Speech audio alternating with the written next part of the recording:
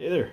I was just going to show you how to mount the cone in the alignment system. I have a couple people have reached out because it is a really tight fit. So I just want to show you real quick. So this is the legacy cone. You take the lid here and you drop that in. You can see it doesn't want to drop down. You can push really hard to get that, but the easiest is just put it, make sure it's level and then put it on your arbor press. So move that up. And then it doesn't take a lot. You can see it'll balance itself out and then just kind of tap that down. And then it'll kind of snap into place. Now the legacy is going to go flush to the top, whereas the Jason Works, that one will actually be a little proud. It'll sit up about 1/4 of an inch higher just because the cone design is a little taller. But once you got that in there, the idea is you just leave it in there. I've got to do a quarter ring here, so I'll show you. This is a Texas quarter. This one's got a 1/2 inch punch, so this is going to be a heart.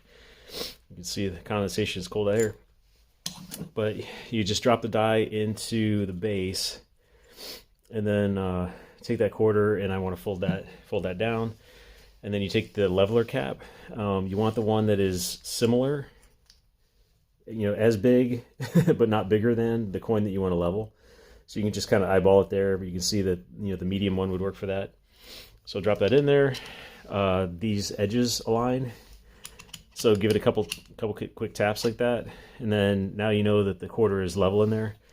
And then you align the bigger side of the top here with the guides down below.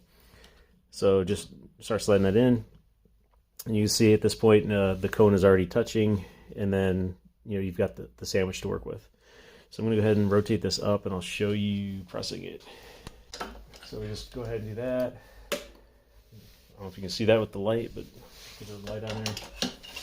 So, sorry to be in the way there. So you can see inside of here, you also have the 2 guides, so if you want to rotate that sideways, you can still see. Now I'm just going by feel, just to know when that bottoms out. So there, I can feel right there, that's now fully folded. Okay, so then we've got this. So what I like to do then is just hold your thumbs on the bottom side there, and then that way it pulls the die, and then you just pop them apart. So you can see here, oh, I gotta oil these dies. You can see it's just stuck in there. One second, let me give it a tap. Use a edge of a brass rod, give it a little tap. There we go.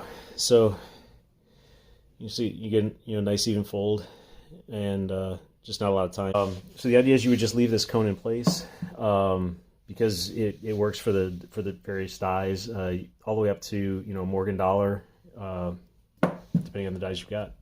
Anyway, so that's that. Next step is I'm gonna square this up, make it into a size 9. Then I'm going to be using the heart jig to make it into a heart for a pendant. There we go. I like to kind of mark where the top of the heart's going to be. You just drop that in the jig. This is a size 9. This is going to be a one-handed heart, so we will see how this goes with one hand. Bear with me. All right, there we go. So got it in there. That's going to be the top of the heart. You put that in the jig, and then you align this part of the jig. You can see this goes down in the center there, and then we've got where it pushes the top of the heart, and then the bottom of the heart in one press. So drop that in there,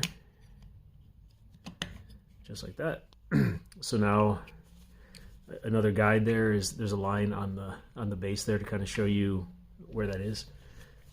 Anyway, take this, and then the way this is designed is you just press from the top until this sits flush, and then we should get a heart. So you want to just hold the front and the back of the pieces together because you don't want those to slide. I'm going to give it one press. So now we will switch back to the one hand, and there's our heart.